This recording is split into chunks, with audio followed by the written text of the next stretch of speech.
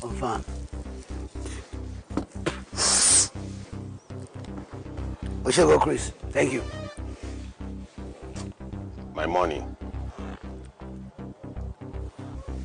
What money? Owó ọjà tí mo ṣe gbé fún ẹ̀sìnsìn. Chris, you don't chef now. Mi ò jẹ́ lówó kọ̀ọ̀kan.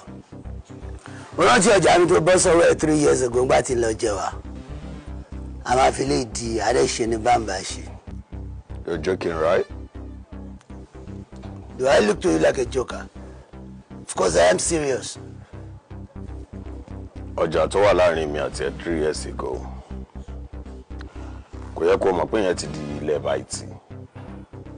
Come on, stop joking. Fún mi lówó mi kí n máa lọ.